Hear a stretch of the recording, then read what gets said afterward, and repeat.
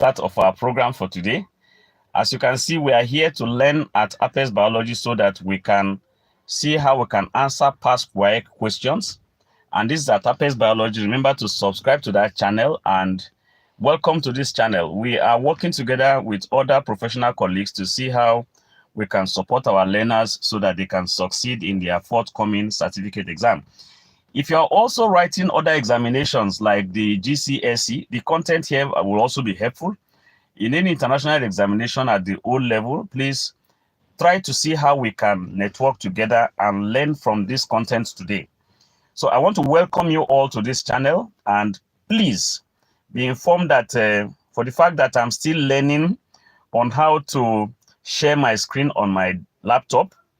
For now, I've learned how to share the screen on the phone, and I decided to put it on this portrait mode so that we can learn together. In future, I will be downloading an app, which I think they call it the OSD or O something app. I think OSD or OCD app. Sorry, I don't know. Or B Live app. That one I'm sure of. I will now incorporate that into my system and then see how I can share my screen live so that we can really engage in conversations. So before we continue, remember to hit that subscribe button. And I want to say that WASSCE examinations are very important examination. So we are referencing their past question. I want to thank this for the fact that I have this past question. That is why we are making it available so that we can use it as a basis for our discussion. So let's go straight to the question.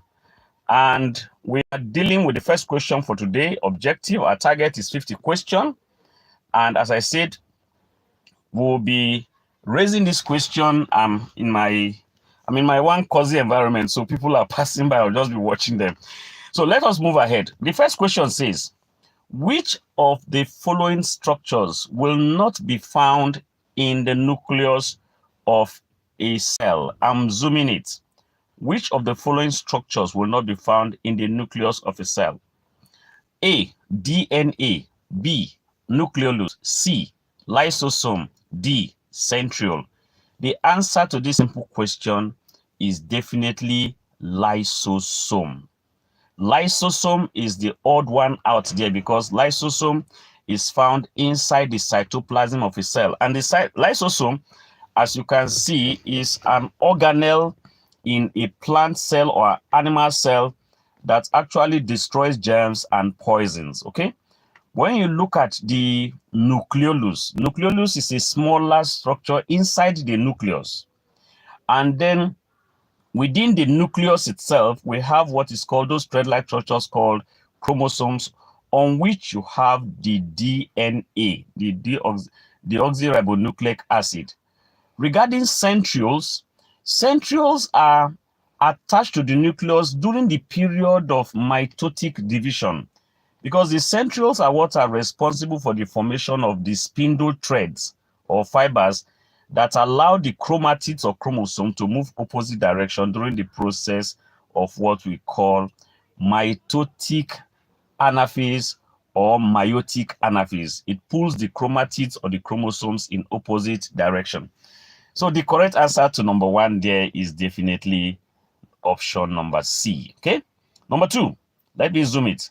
Number two question says, an example of organ level of organization is A, bird, B, kidney, C, spermatozoon, and D, xylem. Now, basically, there are 4 levels of organization in living organism. The 4 levels are cell, tissue, organ, and system. Now, if you look at this list here, which of them is actually existing as an organ? Definitely the option B is correct as an organ level of organization. That is why the answer is kidney. It cannot be bird because a bird is already a multicellular organism that has an entire system. So a bird is existing at the system level. Spermatozoon is a single sperm cell, so it is existing as the cell level. While xylem is existing at the tissue level, which of course is not even at the level of organ. So remember from your knowledge of biology that xylem transport minerals, salts, and water. I told you that this conversation will be helping you to get additional information on how you can leverage on the options that are not the answers so that you can understand this content in a very simple way. So that's the answer to number 2 there. An example of organ level organization, the answer definitely is the kidney. Now let's move on to number 3. Number 3 question, let me try and zoom it out.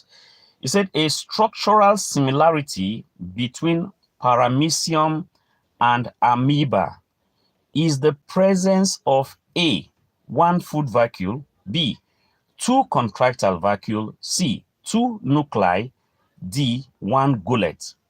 Now, if you don't understand the structure of paramecium and amoeba, there is no how you can answer this question, because when you look at that video I prepared about the diagram of amoeba and paramecium, go to that channel, you see the simplified short videos on diagram of paramecium and amoeba.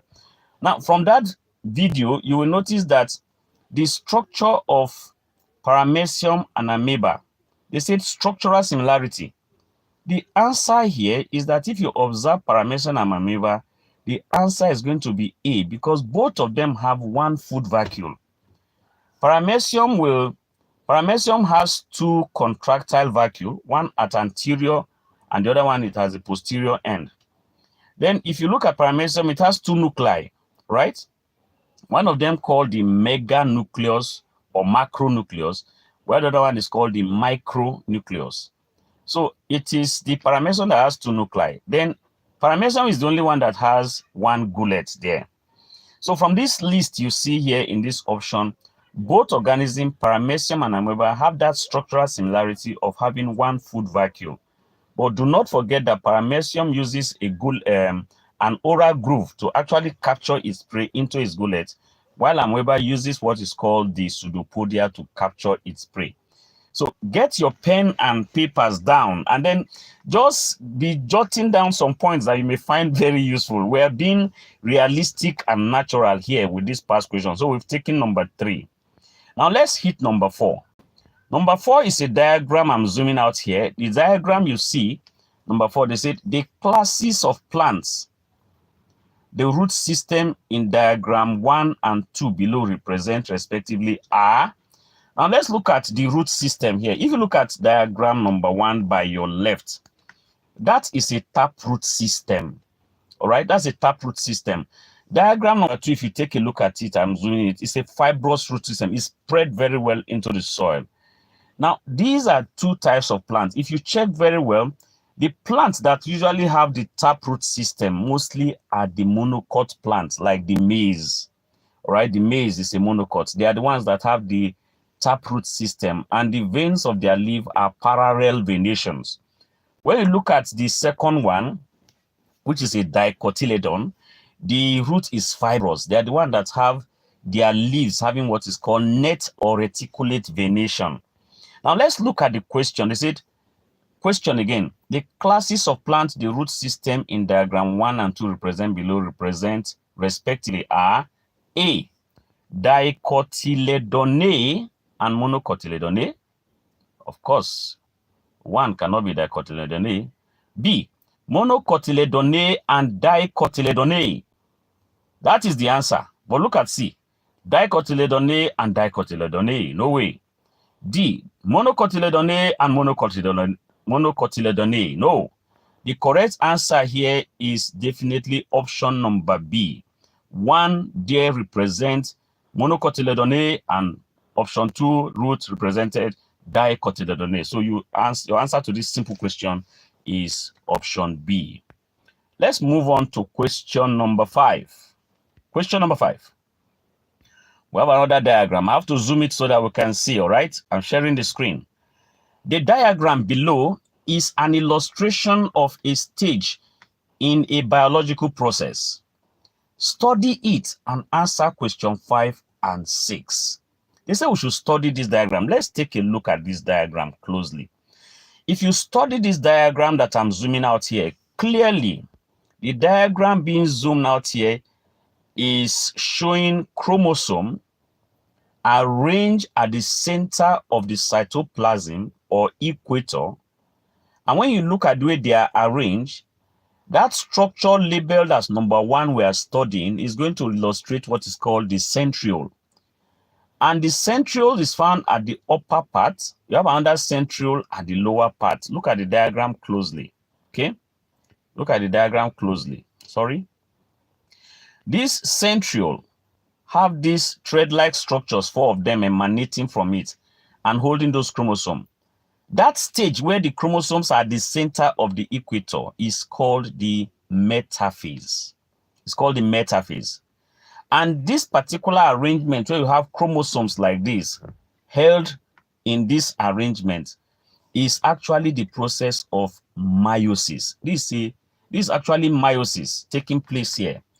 And this definitely is the first meiotic division during meiosis, because meiosis have what is called the first meiotic division and there's a second meiotic division. So this is metaphase 1 in specific languages, because there is also metaphase 2 in meiosis. Since the question says we should study the biological process, that is why we are studying it. So this is a biological process that is called meiosis. Meiosis is a division that takes place in reproductive cells that lead to the formation of sex gametes. Usually the sex gametes are like the sperm cells and the egg cell. So that is what is going on here. Let's look at the question. Number 5. What stage of cell division is illustrated in the diagram? A, prophase. B, metaphase. C, anaphase. D, telophase. The answer definitely is metaphase, option B. Okay. Now look at number 6.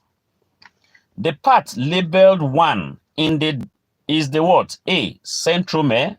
B, spindle fibers. C, centriole. D, chiasmata.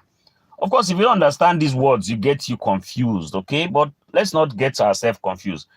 That part labeled 1, if you listen to my explanation when we are studying the diagram, the answer definitely, that structure is called the centriole. Centrioles are those structures that give rise to the thread-like structures that are hanging above the diagram. They're called spindles. So the answer to number 6 is option C, which is the centriole. Now, the answer cannot be centromere, because centromere, if you look at this chromosome here, the one I just zoomed out, especially one of them up there, they are in pairs. You notice they are in pairs. And there's a small dot holding it at the center there. That structure that holds each chromatid in a chromosome there. That structure is what is called the centromere. It's not part of the answer here at all. Neither will it be chiasmata, a structure that allows crossing over of chromosome whenever there is going to be variation among living organisms. So the correct answer definitely is option number C, is centriole. We move on to question number 7. Question number 7 says, the rate of diffusion, as I said, this is a live session, so I'm actually on the streets in my car, and I'm watching people just moving around. So there'll be some people waving me. I have to just look at them. Let's go to number 7. The rate of diffusion of molecules between 2 media. The rate of diffusion of molecules between 2 media will be higher. Now, before you can even answer this type of question, you better understand the meaning of diffusion in the first place. Diffusion is the movement of molecules of solid, liquid, and gaseous substances. It is the movement of molecules of solid, liquid, and gaseous substances from a region of higher concentration to a region of lower concentration. That is the meaning of diffusion. So if there is no gradient, if there is no gap where there is a point where molecules are in a region of higher concentration to a region where the molecules are in the lower concentration, that cannot result in diffusion. Now, if you are in a room and you spray a section of your room with insecticide spray, that region that you sprayed the insecticide spray is the region you have the molecule at higher concentration.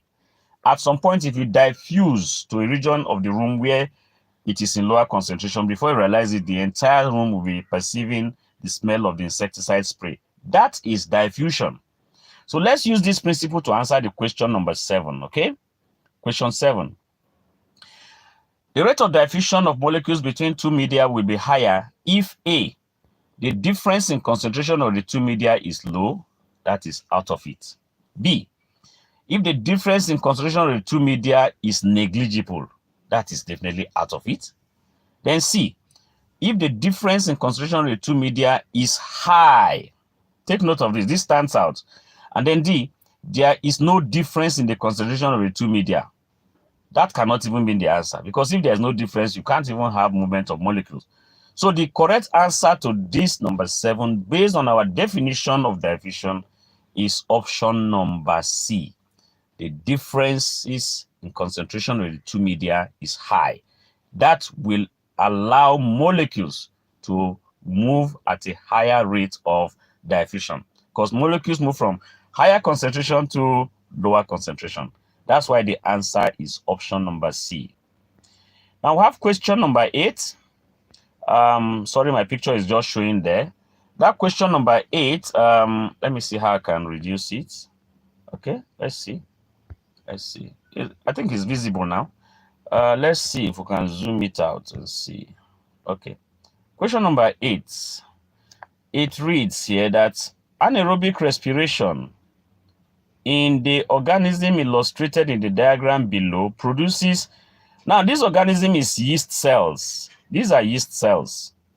Yeast cells are unicellular fungus, right? They're unicellular fungus. They do carry out anaerobic respiration, and these yeast cells, also called Saccharomyces, are useful in the brewing industry for producing alcohol. They are also used in the bakery in order to allow raising of the dough in the flour that is mixed. Now, since this one, the question says anaerobic respiration in the organism, number 8, illustrated in the diagram below, produces carbon dioxide and what? Is it A, ethanol? Is it B, water? Is it C, glucose? Is it is it C, oxygen? Is it D, glucose? The fact is that when anaerobic respiration takes place, it produces carbon dioxide and alcohol. And the alcohol in this case is ethanol. So that is why the correct answer is A, ethanol. Ethanol is a product of anaerobic respiration. Okay? Had it been they are talking about aerobic respiration, now we'll talk about oxygen being used to break down glucose to produce carbon dioxide and water. Or here they said yeast now is being used to produce carbon dioxide and ethanol. That is why the answer is A, right? Okay, let's go to number 9. Number 9. Remember to subscribe at Appes Biology for simple learning of biology in a very natural way. And this is a forum where we are doing what we can to support learners so that they can succeed in their certificate examination. Number 9. Underground storage stem which grows horizontally in the soil. Underground storage stem which grows horizontally in the soil. A, bulb. B, runners. C, rhizome. D, culm. Please, the answer here is rhizome. Rhizome are underground stems that grow horizontally. And when you look at this list of options given, rhizome is an example of a plant that grows by what is called natural vegetative propagation. A good example of rhizome is ginger, right? It grows flat, grows horizontally. That is why that is the correct answer. Culm, on the other hand, grows vertically. And a very good example of culm is cocoyam. Runners are growing on the surface of the ground, but their stems they can have climbing stem. All right, they can have climbing stem that respond to some of these stimulus of touch, like the grass family. But here they are talking about an underground stem. When you look at grasses, they have stem, right? They have stem attached and they have the roots all on the surface of the ground. That's why runners cannot be the answer. Bulb is an underground shoot that actually grows under the soil. That's why you see the best example is onion bulb. They have their own terminal bud. They have a short stem. They have what is called adventitious roots. So bulb is not there. The correct answer of an underground stem that grows horizontally is option number C. Okay. Then question number 10. Muscle fatigue in the body of an athlete is due to, in the local area here, they call it muscle pull, but actually it's called muscle fatigue. When a person is experiencing, especially athletes, it's because of the muscle has limited supply of oxygen. And this muscle needs oxygen. So when there's no oxygen to break down the glucose that have been supplied to the muscle, what usually happens is that the glucose will be converted to what is called lactic acid. It is the lactic acid that causes that sharp pain, which we call muscle pull. So if you are an athlete and you've been running and you have not been engaging in aerobic exercises before you embark on a major race, your muscle will be deprived of oxygen, which is known as oxygen debt. So it is that lack of oxygen that will now make the muscle now to start producing what is called lactic acid, which is toxic. Very painful situation. So usually they bring out the athlete, and then the next thing you see that they can allow him to be aerated, or they spray something on that muscle area that will dilate the blood vessel so that oxygen can go and then convert that glucose to carbon dioxide and water. Is that okay? But in this case, when there is muscle fatigue in the body, let's look at question 10. Again, muscle fatigue in the body of an athlete is due to A, low pH, no. B, high oxygen content, no. C, accumulation of lactic acid. That is the correct answer to the question, okay? That's the correct answer to the question. Welcome to APES Biology. It can't be carbonic acid, option D. The answer is option number C. Number 11. Number 11 question says, are we moving? Number 11 question says, the heart can beat continuously without being fatigued because it is composed of A, skeletal muscle, B, smooth muscles, C, cardiac muscle, D, renal muscle. The correct answer is option C. Those of you that have been doing maybe regular biology, you must have heard that, well, people have suffered cardiac arrest, cardiac attack, heart attack. That have to do with the heart. So this muscle that beats continuously without being fatigued, without being tired, the muscle is called the cardiac muscle of the heart. The cardiac muscle of the heart is one of the most powerful muscles in the human body. It has been beating right from the time we were in the womb. It is called an involuntary muscle. We can't control it. Is that okay? So, but when you look at the other option, the skeletal muscles are muscles that are attached to our bones, like our biceps and the triceps. No matter how you have your biceps and the tricep, at some point, these muscles, we call them voluntary muscles because we can control them. You can't even hold a bucket of water, arm stretch, or a keg of a 2-liter container of water for about an hour. Those muscles will get tired. So those ones are called voluntary or skeletal muscles, our biceps and the triceps. The smooth muscles are those muscles that are found inside the blood vessels of the body. They are also involuntary muscles. You also find them in the blood capillaries, okay? You find them inside our gut, our digestive system. Those muscles are involuntary muscles. Renal muscles are muscles attached to the urinary system that are also involuntary, but they have allowed the kidney to work and the internal organs so that the excretory system can function very well. But one of the muscles that I do know that is specifically a renal muscle attached to the urinary system is called the sphincter muscle. That's close to the bladder, the urinary bladder. Once it's filled up, you want to urinate, that muscle will contract, hold your urine, or you can control it and then you urinate. So, but this question having to do with the heart, the correct answer is option C, cardiac muscle. Number 12. The products of tissue respiration are, tissue respiration is also called internal respiration. It's also called cellular respiration. Respiration that takes place within the cells is mostly aerobic or anaerobic. Take note of this. The respiration that takes place within body cells, which is known as tissue respiration, can be aerobic or anaerobic. The bottom line is that if it is aerobic, the objective of that respiration is to produce carbon dioxide, is to produce water, and to produce high amount of energy. That energy is known as ATP. Now, on this list here, we want to look at the one that will produce carbon dioxide, water, and energy. That will be the correct answer. Number 12. The product of tissue respiration are A, glucose, oxygen, water. No. B, oxygen, water, energy.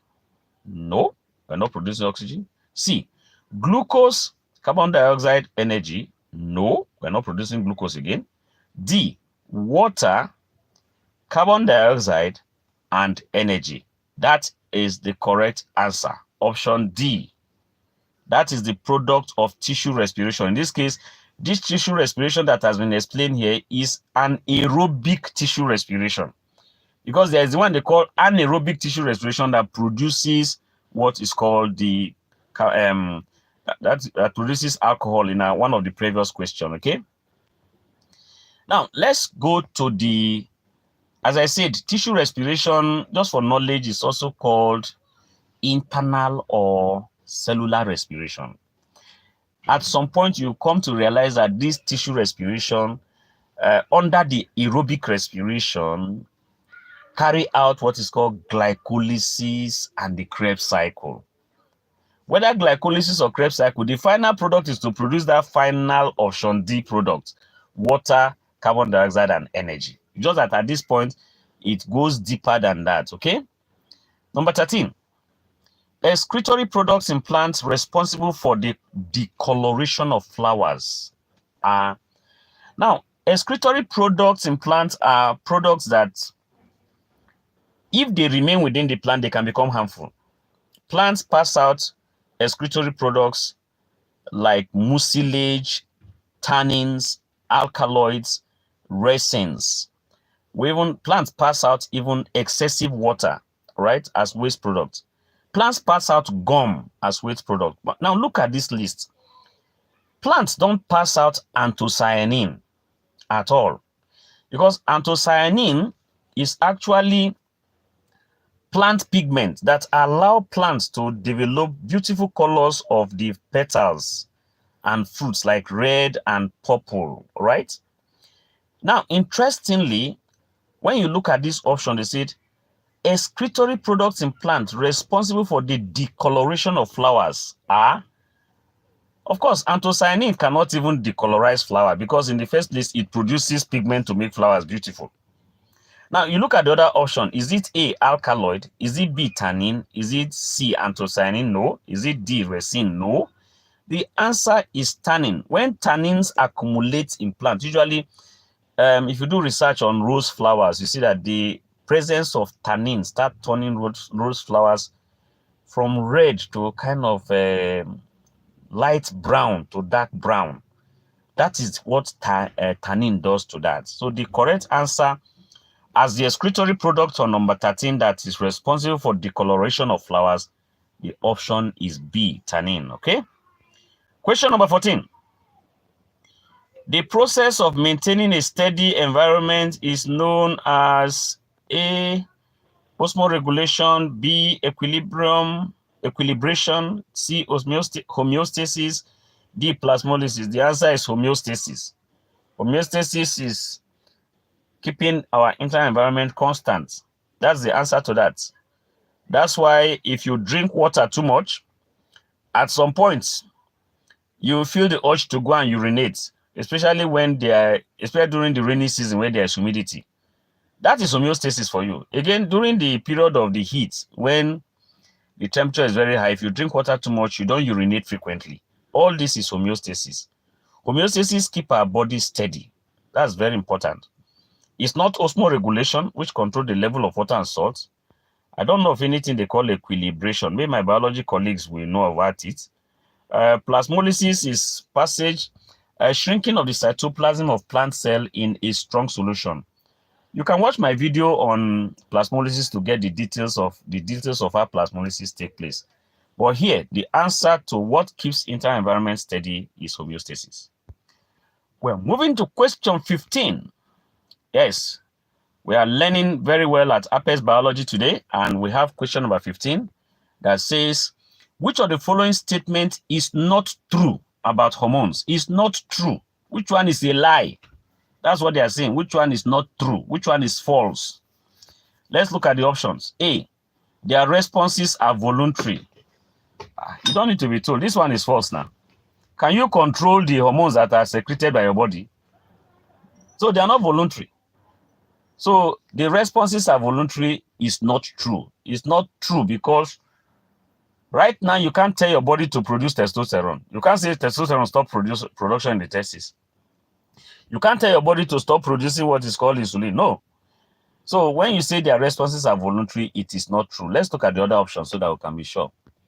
The other option says B, they may affect more than one target organs. That is true. That's correct because insulin affects more than one target organ in the body. Insulin can control blood sugar. Let's look at another hormone like estrogen. Estrogen in the female.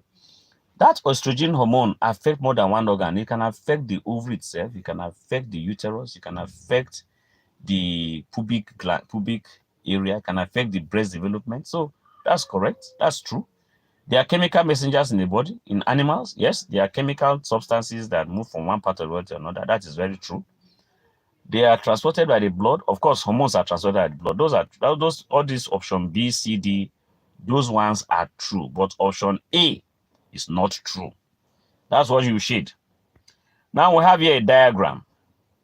Let's study this diagram. The diagram here shows an illustration of a human brain. That's the dorsal brain of the human brain, the dorsal view from the surface. If you take a closer look at it, they say we should study it and answer questions 16 and 17. Well, that small flap up there hanging alone at the top under number 17, that small flap that is not labeled, that is called the olfactory lobe, used for smell. Then the next one, number 1 there, the part labeled 1 there is going to be called the cerebral hemisphere or cerebrum. That is the part that controls our voluntary actions. Then the part that is labeled 2, though they didn't label that other structure above 2 there, that part labeled 2 is known as the medulla oblongata, right? Medulla oblongata. So let's go ahead. The part labeled 1 is called what? A, olfactory lobe. B, cerebellum.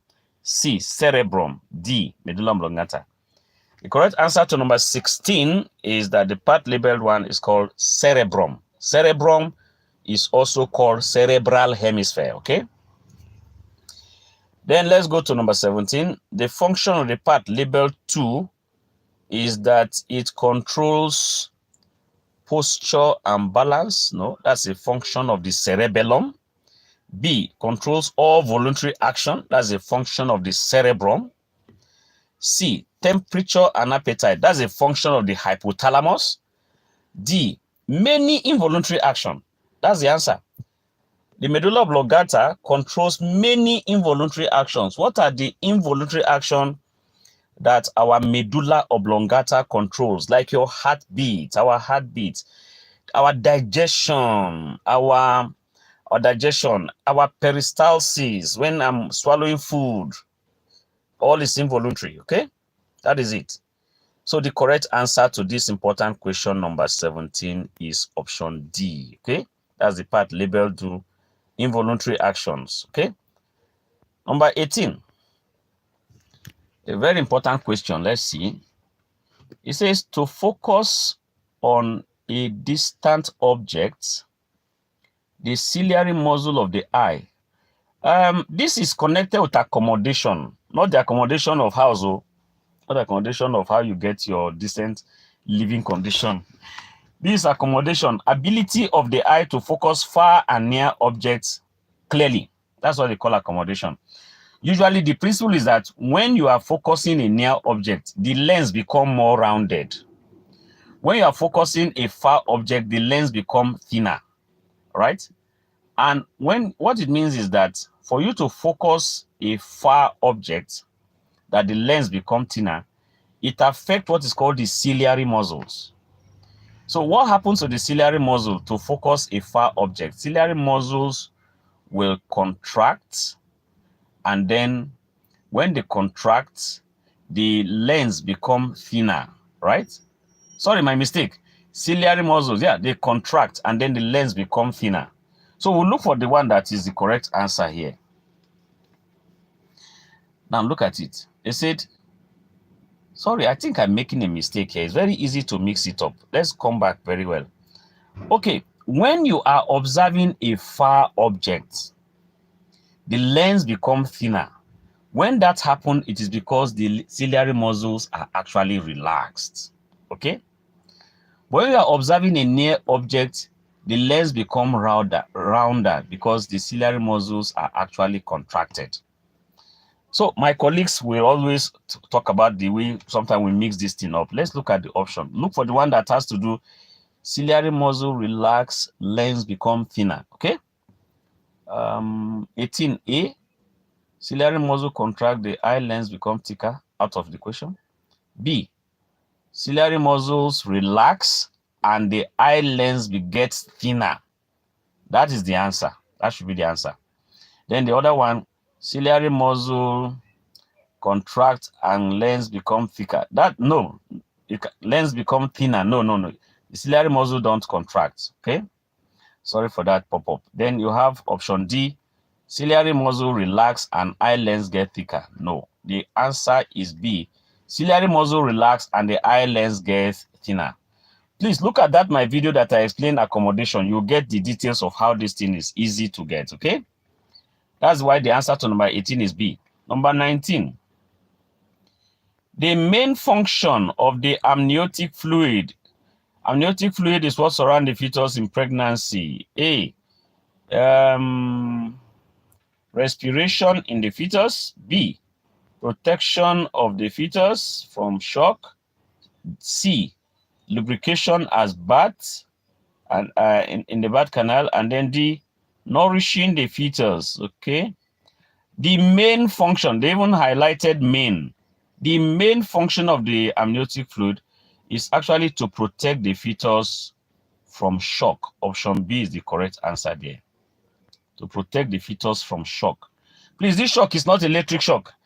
It is shock from physical injury. It's a fluid. The fetus is moving freely inside. So the correct answer is the main function is to protect the fetus from physical injury, also called shock. Okay? That's why a pregnant woman, when the baby is in the womb, the mother can run. The mother can run because of the amniotic fluid. The baby is actually swimming inside that amniotic fluid. People call the amniotic fluid water bag. Water bag. When it bursts, that is what will now lubricate the birth canal, the vagina, and the baby comes out smoothly. Okay? Though it's not an easy thing. I want to give a kudos to all our mothers. We'll go to number 19. After that's what number 19. Let's go to 20. Excuse me. Excuse me. Number 20. We have, remember we're at APES Biology, and as I said, we'll go answer these questions and explain them for you. Please let me clean. I'm really feeling hot here in the car. Okay. Okay, we have a diagram. Let me zoom it out. This is the diagram of a flower. Let's identify the label parts. Number 1 is the petal. Number 2 there is the sepal. Petal is for pollination, number 1. Number 2 is the sepal, protect the flower at bud stage. Number 3 will be the receptacle, okay? And then number 6 there. Can see, okay, let's go to number 4. Number 4 will be the ovary. Number 5 will be the style that's attached to the ovary. And number 6 there will be the stigma. Let's use this to answer the question. Which part of the flower is responsible for the protection of the young flower bud? The answer is the sepal. And which one is the sepal? Roman number 2. Let's look at the option. A is 1, B is 2, C is 3, and D 4. The answer is sepal. That is option number 2. Very easy. Look at number 21. The essential parts of the flower are labeled. Please, essential parts are those parts that are used for the purpose of sexual reproduction. They will be connected with the anthers and the filaments, the stigma, the style, and the ovary. Those are the parts that are called the essential parts. They use them for the purpose of sexual reproduction, and they are the regions for pollination, okay? When you look at the other parts like the petal, the sepal, and the receptacle or the flower stalk, those parts are not for the production. They are called the non-essential parts, okay? Now let's look at the question 21. It says the essential parts of the flowers are labeled as 1, 2, 3, no way. B, 3, 2, 3, 4, no way. Sepal is still there, no. Then option C, 3, 4, 6, no. 3 is receptacle, is not essential at all. D, You have 4, 5, 6. 4 is ovary, 5 is style, and 6 is stigma. These are the reproductive parts. They are the essential parts of the flower. That's why the correct option is option number D. Yes, we'll look at number 22. Deficiency in insulin could lead to what? A, cirrhosis, B, hepatitis, C, diabetes, D, nephritis. The answer is diabetes. Diabetes mellitus specifically is due to the deficiency of insulin. There is diabetes mellitus in case of future examination. There is also diabetes insipidus. That one is due to deficiency of a hormone called antidiuretic hormone, popularly called ADH, okay? So that's why the answer for deficiency of insulin is diabetes. Cirrhosis is a disease of the liver due to excessive alcohol consumption. Hepatitis is a viral disease of the liver. And then nephritis is an inflammation of the kidney tubules or kidney nephrons, okay? So that's why the answer to number 22 is C. Number 23. Which of the following forms of energy is utilized during photosynthesis? The correct answer is either potential, kinetic, solar, chemical. Well, the energy from the sun, what is it called? It's called solar energy. That is what is trapped by the plant. So the green plant will convert solar energy to chemical energy. So they now said, which of the following forms of energy is utilized during photosynthesis? Is used. The answer is solar energy, option C. Okay, we're done with number 23. Let's move to number 24. Are we learning? As I said, please feel free to chat with me on my channel. I had to mute the chat so that those pop-ups will not disturb our conversation for today. We have light is excluded from a water culture experiment. Water culture experiment is an experiment you use to know whether mineral nutrients that are present in the soil will be very useful for the growth of the plant. At some point, you deprive the plant of some elements, some macro element or some micro elements, and notice whether this plant will show some deficiency symptoms. Okay, culture solution or water culture is known as hydroponics in biology. And there are precautions that are taken. One of the precautions is not to allow light to enter. And the reasons why we don't allow light to enter is to prevent the growth of algae. So let's look at our option. Option A, light is excluded from a water culture experiment in order to A, prevent overheating of the root. No.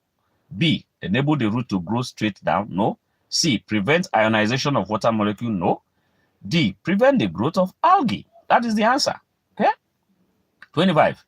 The major mineral present in the shell of mollusks like snail, what is in their shell? Very simple question. A, copper. B, sodium. C, iron. D, calcium. The answer is calcium. You can't have iron in the shell of a snail. No. Number 26.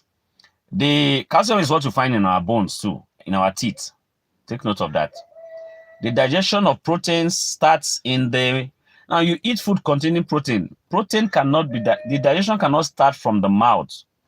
Digestion of protein will start from the stomach because the stomach contains what is called pepsin and another enzyme they call renin. All right, these are enzymes in the stomach that are part of the gastric juice that digest protein. So option A, small intestine. B, stomach. C, large intestine. D, mouth. The correct answer is from the stomach. That's where the digestion of protein starts. That's why if you are sensitive to acid secretion, if you eat food with too much of protein, your stomach produces this too much of acid, and that causes this gastritis. And then you feel this increased secretion of acid that will be rising, and then you're feeling the sensation along your esophagus, and then you say you have heartburn. Of course, if you take an antacid, it goes down. Number 27. And we're now getting into the T2. 27 question. Number 27. Tooth decay is usually caused by... Tooth decay, A, undigested and absorbed food. No. B, eating limited amount of sweetened food. No. C, the bacteria in the mouth that metabolize sugar to acid. D, eating of a lot of proteinous food. No. The correct answer is C. Tooth decay is usually caused by the bacteria in the mouth that metabolize sugar to acid. Okay. Now, let us get some theoretical knowledge here. The bacteria in the mouth, tooth decay, those people that are our professionals that are dentists, they call tooth decay dental caries. That's the name they call it in their own parlors. Now, the bacteria in the mouth, usually if we eat too much of food containing carbohydrates, the bacteria will now act on the sugar. And then when it acts on the sugar, it forms acid. This acid that the bacteria forms is either lactic acid or even acetic acid, or mostly lactic acid. But this acid, when it is formed, the acid will now start corroding the enamel of our tooth. The enamel is the white outer surface. The acid will be wiping away the mineral calcium on the teeth, and then it will be causing cavity on the teeth. And you know, in our local parlors, they say there is a hole now inside the teeth. Well, that is called tooth decay. So the bacteria is called Streptococcus mutans. This bacteria will act on the sugar, then form acid, then the acid will cause tooth decay. So you want to save yourself, limit your sugar consumption to save your teeth, and then brush your teeth very well before you go to bed at night after taking a meal. That will save the wahala. Okay? Number 27, that's it. Number 28 question. The conversion of ammonium salt into nitrate in the nitrate, this should be nitrogen cycle. The conversion of ammonium salt into nitrate is called A, putrefaction, denitrification, C, fixation, D, nitrification. The answer, of course, is putrefaction. Putrefaction is also called ammonification. It's one of the stages in the life cycle, in the nitrogen cycle, one of the chemical processes in nitrogen cycle. Okay. Number 29. The salinity of a brackish water. Brackish water is also estuarine, please. Estuarine habitat, if you watch my video at Apes Biology that I explained estuarine habitat, is a habitat where you have fresh water from the river and salt water from the sea coming together to mix to form a habitat under the influence of tide. Remember that there are different types of estuarine I mentioned in that video. Just go to Apes Biology, you see the lesson, simple lesson on estuarine. But let's use it to answer this question now. The salinity of a brackish water, the salinity of a brackish habitat, also called estuarine, please, increases immediately after rainfall. No way. Rather, it will decrease because it will dilute the salt. B, increases at the end of rainy season. No, because water level of the fresh water will still be high. It can't increase. Let's look at this one. Decreases, option C, decreases with increase in the number of organisms. No, cannot decrease with the number of organisms, sorry. And then option D, salinity increases during the dry season. That is true. That is the answer. Option D, salinity increases during the dry season where you have less water from the river or fresh water flowing into the sea. So the salt content will be high. So answer to number 29 is option D, okay? We are learning at Apes Biology with fun here and explaining the reasons why answers are correct. We have another question here, after number 29, we should have, where did I stop? Okay, number 29, we should go to number 30 here, sorry. Oh, this is another one, very simple ecology question. Number 30, if 90 ants are found in a field with a total area of 100 meters square, what's the population density of the ants? What's the formula for population density? Is total number of organisms over area of habitat. What's the total there? 90 all over 100. So if you divide it, that will be 0.9. So which option is the correct answer here? We have A, 0.09, no. B, 0.90. That's the correct answer. B, C is not correct. D is not correct. The correct answer is B, population density. Number 31, the complex relationship between the members of a community and their physical environment. Relationship between community and their environment. Is it commensalism? No. Symbiosis? No. Saprophytism? No. The answer is ecology. Relationship, the study of relationship between living organisms and the environment. That is why number 31 answer is D, ecology. Now, ecology there are two branches in ecology. There is what is called the horticology, where you study relationship between same species of organism and their environment. Then there's what is called synecology, where you study different species of organism and their relationship with the environment. So just have this as knowledge, okay? Look at my video, you see the content I presented on ecology for simplicity there. It can be commensalism because that is a relationship between two organisms where one benefits, the other is not affected. It has nothing to do with this definition. B, it can be symbiosis where both organisms benefit. No. It can be saprophytism where one organism feed on the dead and decayed remains of another. No. That's why the correct answer is option D. Number 32. The specific role of a species within its environment. The specific role of a species within an environment is known as its A, habitat, B, niche, C, trophic level, D, biotic community. The answer is niche. Niche is the role an organism plays in a food chain, in an environment. Like if you have a food chain now, you see you have producers, consumers, decomposers. Those are the components of the ecosystem. Now, if you are to draw a food chain, you say grass is eaten by grasshopper. Grasshopper is eaten by lizard. Lizard is eaten by snake. It means that the grass there that's being eaten by the grasshopper, grass occupy the niche of producer. The role of grass is to be a producer. But the grasshopper now occupy the role of a primary consumer because his own role is a herbivore that will feed on the grass. So the functional role of each organism in the food chain is what we call niche. Okay? It's not habitat, which has to do with animal life. It's not trophic level, which has to do with energy. It's not biotic community, which has to do with large population of plants and animals in a geographical area. Correct answer is B. Okay? Number 33. Which of the following soil fertility improvement method? Sorry, let me wipe off my little bit sweaty here. Sorry. Biology in its natural form, that's the reality. I'm sweating because my sweat glands are active and the temperature here is a little bit high, so definitely sweat will come out. And if I find myself like this, I'm drying off the sweat and lowering my body temperature. Biology. Number 33. Which of the following soil fertility improvement method will have the most negative effect on the ecosystem? The most negative effect, if not controlled. A, application of NPK fertilizer. B, shifting cultivation. C, mixed farming. D, mixed cropping.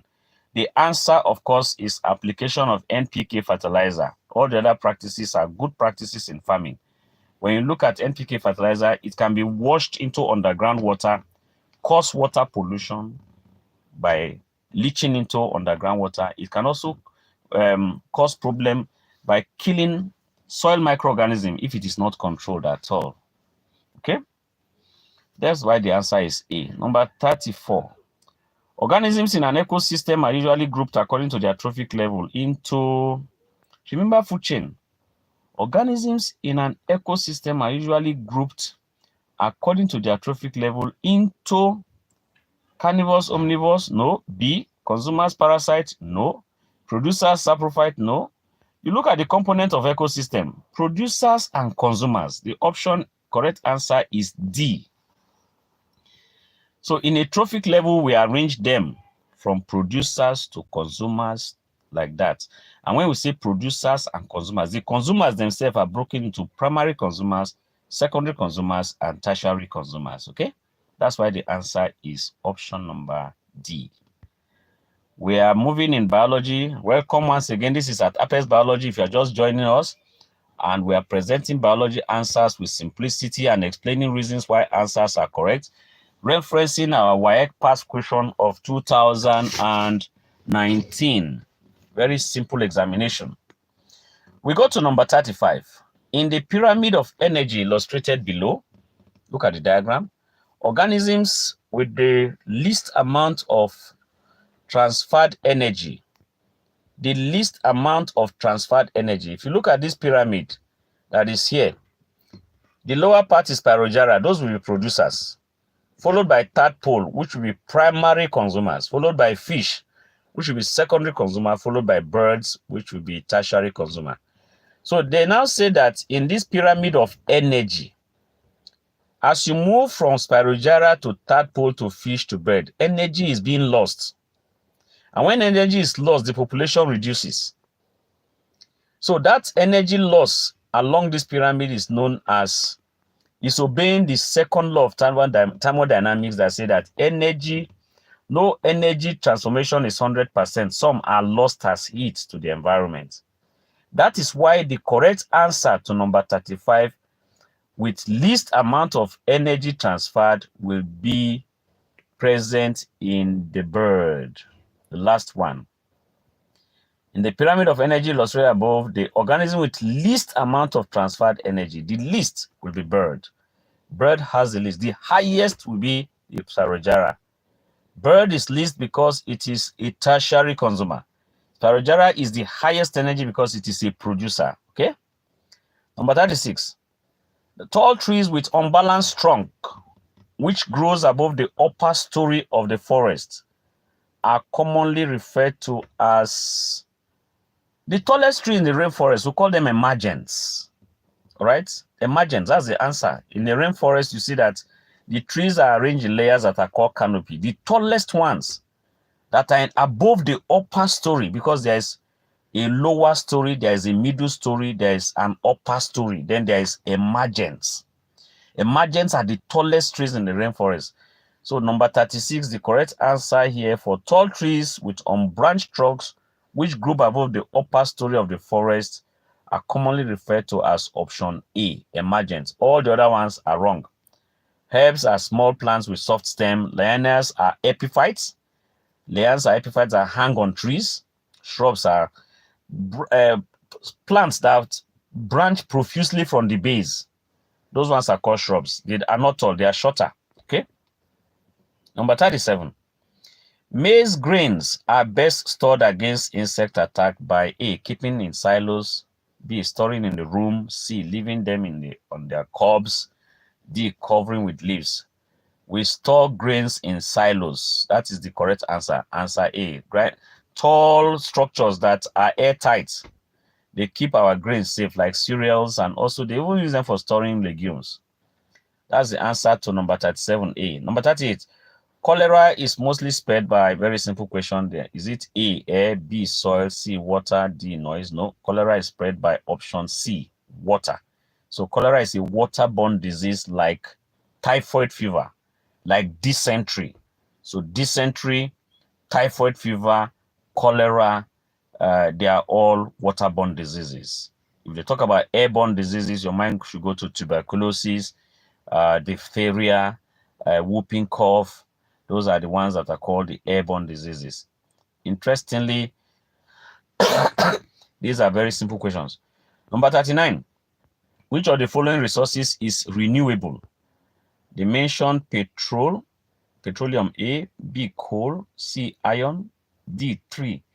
Something renewable is something that can be recycled in nature, and your simple answer here are trees. Trees produce flowers, flowers produce fruits, fruits produce seeds, and when the seeds fall on the ground, they germinate and produce new plants. They're renewable. All the other ones, petroleum, coal, iron, they are non-renewable ones. They are finished, they are finished. Okay? Number 40. Which of the following roles is not performed by a government agency responsible for forest maintenance? Let's carefully look at this question. Which of the following rules is not performed by a government agency responsible for forest maintenance? A, regulating the forest, the harvest of timber and poaching. That is correct. It's one of their roles. Creating, protecting, and managing the forest reserve, option B. That's another role by a government agency. that does forest maintenance, because if you don't create forest reserve, how will new plants grow? Then C, tracking the movement of timber, wood, and wildlife. That's another important role for them, so that wild animals are safe from poachers. And then D, regulating mining activities in the forest. No way. The government agency that manages forests cannot be regulating mining activities. That's why even in Nigeria, we have something they call the Ministry of Solid Minerals. Yes, solid minerals, headed by His Excellency, I think, Honorable Dr. Alake, Harry Alake, they call him. He is the Minister of Solid Minerals. Their job is to check solid mineral resources in Nigeria, like all this gold, columbite, coal, anywhere these deposits are. They are not concerned with forest, though. So that's why the correct answer is D. It's not a role for the government agency of forest to check mineral mining activity. That would be like overlapping their duties. Number 41. Which of the following factors is not a source of variation in living organisms? Variation is a branch of genetics that is connected with studying differences between organisms. And variation are caused by factors that are present in the genes when the gene position changes, and environmental factors. So when we look at this list, we'll look at the one that doesn't have, sorry, somebody else reviewing. When we look at this list here, we'll look at the one that does not have anything doing with reproduction, sexual reproduction, or gamete formation. A, environment is part of what is called nurture. Environment can cause variation. There are some animals like humans. If you expose yourself to too much sunlight in an environment, your skin color can change. So environment can be a source of variation. Inheritance is a source of variation, be there. Mitosis is not a source of variation, because mitosis has nothing to do with sex gametes. And then mitosis is connected just with growth. Meiosis has to do with variation, because meiosis leads to formation of sex gametes. So the correct answer to number 41, that is not a source of variation, is mitosis. Okay, mitosis, yes. Then number 42, individuals with blood group AB can donate blood to individuals with blood groups. Option A and B, B, A and O, C, AB only, D, O only. Well, if you remember, blood group AB is known as the universal recipient. It's a universal recipient because it has no antibody in their plasma. Since they don't have antibodies in their plasma, but have antigens A and B, they cannot donate to A and B. They cannot donate to A and O because there will be reaction. They can't even donate to blood group O because blood group O have antigen A and B, which will react with antibody of A and B in blood group AB. So blood group AB can only donate to AB only, while they can receive from all others. So they are universal recipient to all, but can only donate to people that are AB only. That's why the answer is AB, okay? Number 43, we have here, the diagram below is an illustration of a process occurring in a living animal cell. Study it and answer question 43 and 44. If you look at this diagram, that is the double helix of the end of the DNA. The first drawing by your left, there is a double helix. The second drawing, study it very well. That is where the DNA is unwinding. They call it unzipping. It is preparing for replication. And then the third diagram shows where the replication has taken place and 4 new strands have been formed. The DNA is copying itself there. So this replication process of the DNA, that is why characters can be passed on from one generation to another. The DNA is a structure that is found inside the nucleus of a cell. Specifically, it's found on the chromosome, and the chromosome is found on inside the nucleus. So let's answer question 43. The process occurs in the nucleus. The process occurs in A, the nucleus, B, mitochondria, C, Golgi body, D, cytoplasm. This process is occurring in the nucleus. That's the simple answer. It has not to do mitochondria, where energy is formed, or Golgi body, where protein are stored, or cytoplasm, where chemical reactions take place. It occurs in the nucleus. Okay? That's that for number 43. So, as I said, we are really learning at Apex Biology, and this is how we sustain our learners.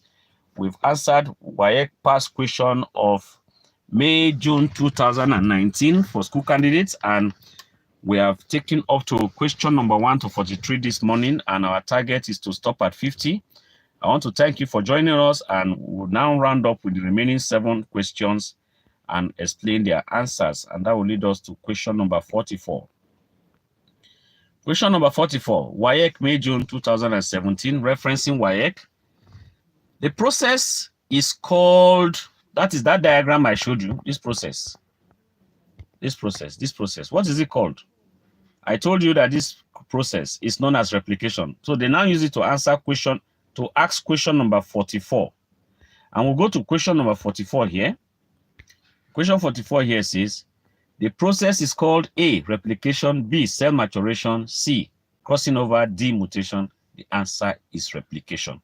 It's not mutation that have to do with sudden change in the position of a gene that results in deformity of offspring.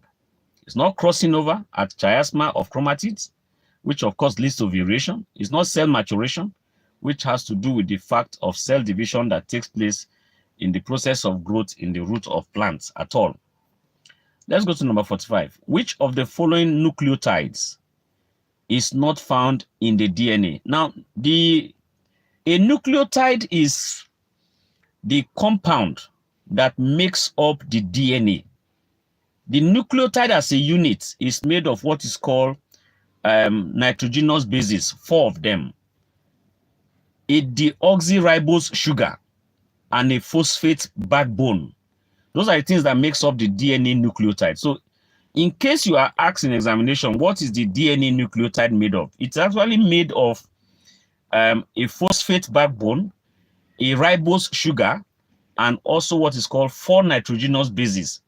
These nitrogenous bases, their names are adenine, thymine, guanine, and then cytosine.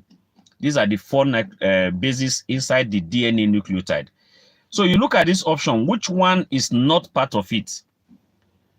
A, adenine, it is part of it. B, cytosine, it is part of it. C, guanine is part of it. D, uracil. Uracil is not a component of DNA at all. Uracil is a component of RNA. Okay? The correct answer here that is not found in the DNA is option number D, uracil. Thank you.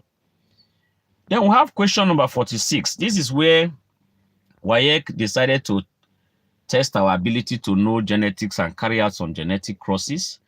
Number 46, let's study this carefully. They are the last set of questions that really challenge the mind of the learner. In a complete dominance monohybrid cross between a pure breeding yellow flowered plant, big letter Y, and a pure breeding white flowered plant, small letter y, the result of the first filial generation is, of course, if you don't know how to do genetic crosses, you can't solve this question. So what did I do? I think I highlighted this question specifically. Let me zoom it out. I highlighted this question out, and the question came up here. Sorry. This is the question 46. Sorry. This is the question 46. All right. In a monohybrid, in a complete dominance monohybrid cross between a pure breeding yellow flower, big letter Y, and a pure breeding white colored flower, small letter y, the result of the first filial generation is, now the only thing is that we have to show you the cross so that you understand. I took my time to do the cross on paper. Let me show you the cross. Here's the cross. I'm sharing my screen. Yeah, this is the cross I did. If you look at this cross to number 46 closely, you will notice that the parent under number 46 is a pure breed yellow flower. We are crossing it with a pure breed white flower.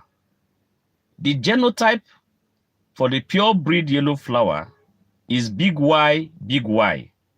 Pure breed is yellow flower is pure breed because the genes are identical. Then pure breed white flower is small y, meaning it is recessive. We use small letter y. Then the gametes we separate as big Y, and then the gametes for pure breed white we separate as small y. You cycle the gametes. This can come up even in theory. And then when you do the cross, you notice that the F1 offspring will be big Y, small y, big Y, small y, big Y, small y, another big Y, small y. All of them will now become yellow flowers. All of them will be yellow flowers. Now let's use this principle to answer the question. All of them in their offspring will be yellow flowers, and they are all hybrid yellow flowers. Let's go to the question. The question says, number 46. In a complete dominance monohybrid cross between a pure breeding yellow flower plant Y and a pure breeding white flower small letter y, the result of the first filial generation is what? A, 50% yellow flower, no. B, 75% yellow flower, no. C, all yellow flowers. That is the correct answer. D, all white flower, no. So the correct answer is option number C, all yellow flowers. And what do you notice from the screen I shared earlier on? You can see from here that all of them in the lower part here, all are yellow flowers with big Y, small y, big Y, small y, big Y, small y. I hope you understood the cross. So that's why I took my time to just show you this. That's question number 46. Now, question number 47, WAEC, May, June 2019, is actually testing our ability to know how to carry out genetic what? Crosses here.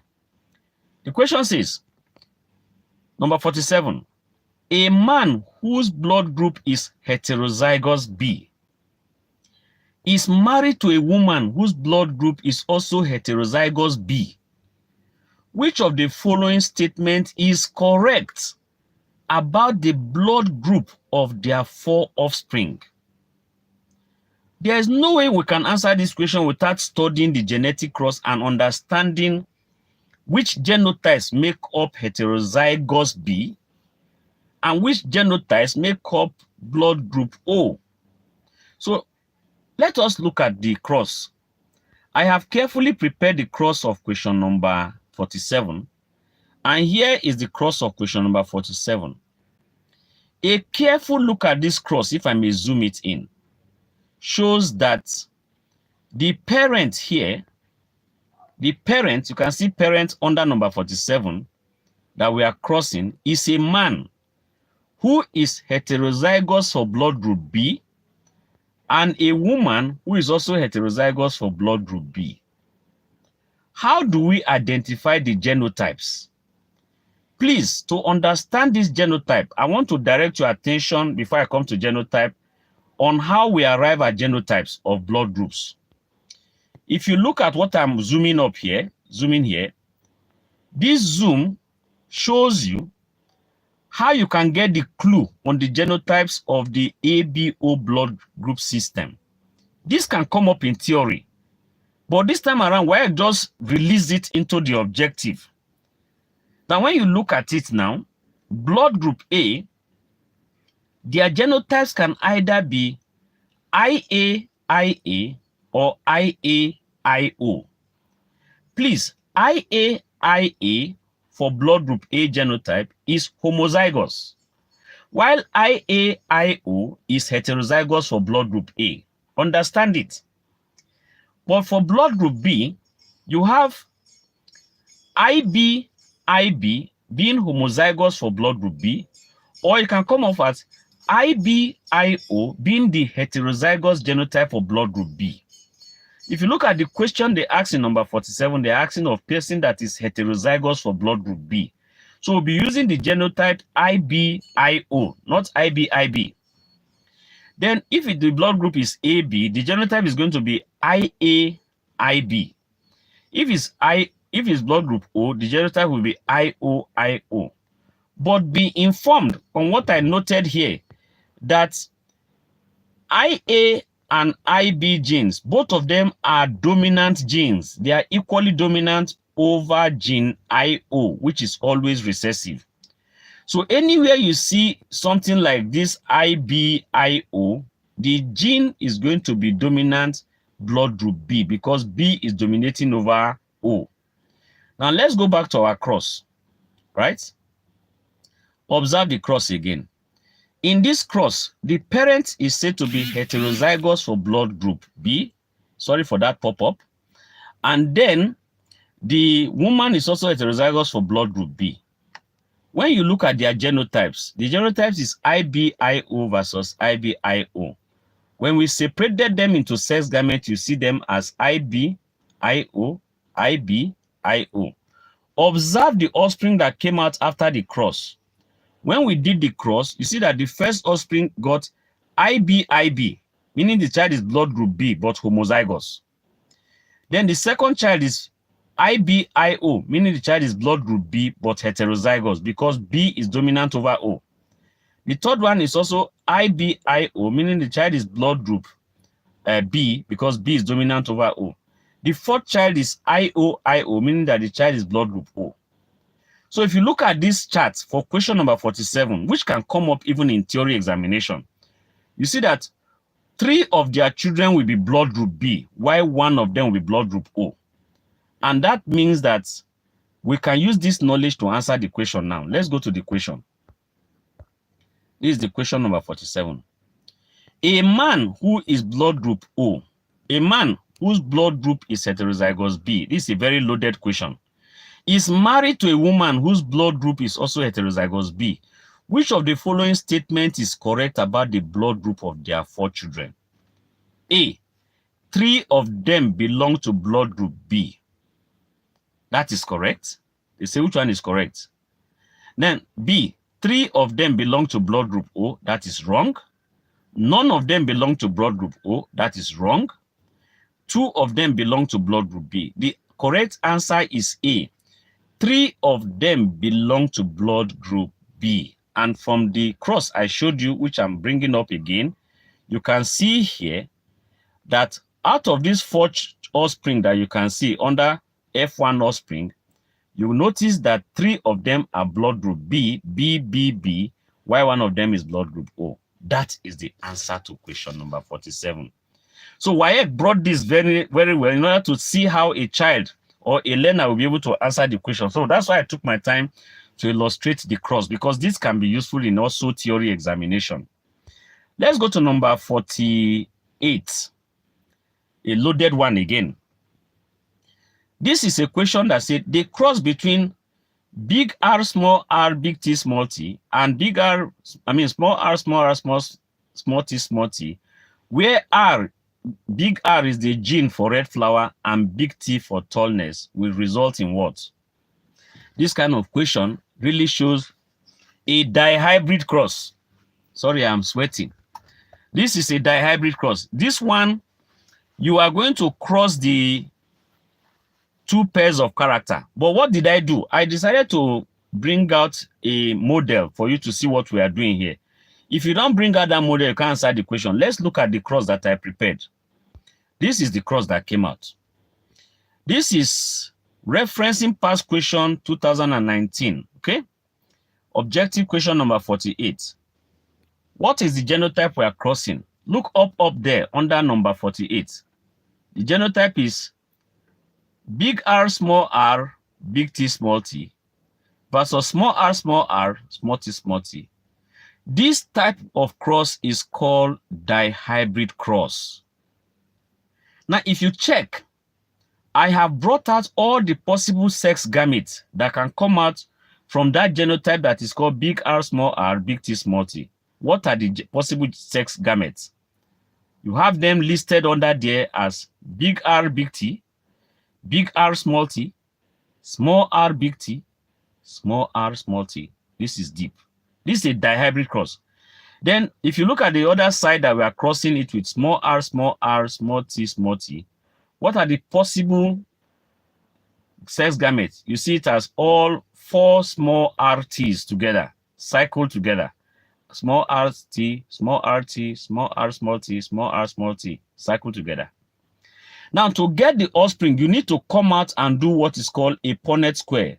And when you do the Punnett square, which I'm zooming, you see that when you get the sex gametes on the horizontal axis there, for small r small t, small r small t, small r small t, small r small t, to be the sex gamete of one of the parents, and then the other 4 gametes will be the parents of the other one, big R, small r, big R, big T, big R, small t, small r, big T, small r, small t, very deep.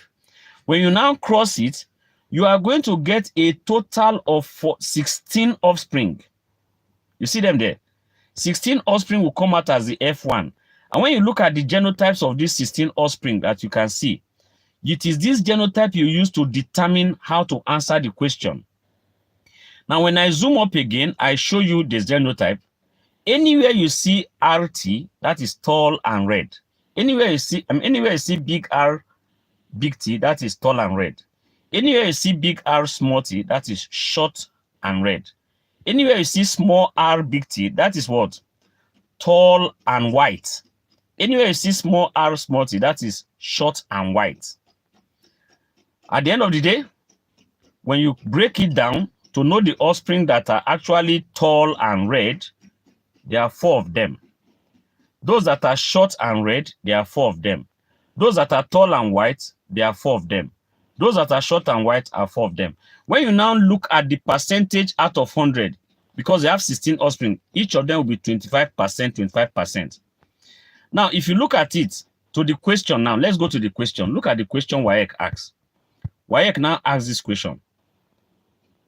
The cross between big R, small r, big T, small t, and small r, small t, where R is a gene for red color and T is for tallness, will result in what?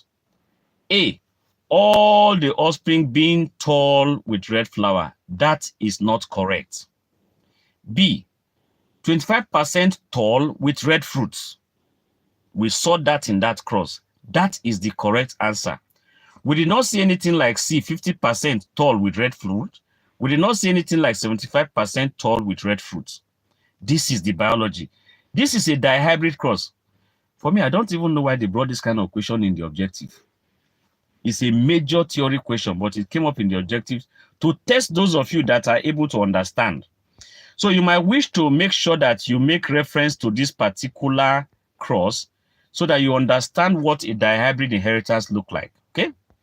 So this is Atapes Biology, and we are going to take our last question for the day. We are done with number 48. Let's take our number 49 and 50. If you look at our 49 and 50, it says, the yellow and black stripes of the body of wasp is an example of A, mimicry, B, courtship, C, camouflage, D, warning correlation. The answer is warning coloration. It's meant to warn a predator that yellow and black is not good for a predator, okay? Number 40. 50, the biological importance of the dance by the worker honeybee. The worker honeybee is a sterile female. What does it do? The worker honeybee, that dance is meant to locate food. Usually there's the waggle dance and there's the cycle dance. So if you look at the option, the one that is connected with food will be the answer. A, act as a signal for mating, no. B, serve as a warning signal, no. C, signal the availability of food. That is the correct option. And D, serve as a means of identifying members of the caste. Thank you very much, dear learners. From today, we've seen clearly that we spent an extra time. I'm sorry for taking your time. It's an apology. I think you can see that there were 2 questions that WAEC loaded in this question that have to do with genetics that require us doing a lot of crosses. So this is the reason why when you look at this question, we need to really explain them. So feel free to chat up with me on my channel, ask your question, and my email is linked to my YouTube channel. Please feel free to ask questions and then we'll provide the answers. I want to thank all my colleagues and members of the Apes Biology family for actually joining this session today. And remember to continue to subscribe at Apex Biology, where we teach biology with simplicity. You notice I've been sweating here and I had to come out in the car to present this material so that our learners can succeed all over the world. And on behalf of our team, I want to say thank you. Remember to keep on subscribing to our channel and do have an amazing day. Make sure you go for that certification in your biology and wish you outstanding performance in biology. Remember, hit that subscribe button at Apex Biology and let us continue to learn with simplicity. Subscribe to my channel and let us continue to grow together. Bye.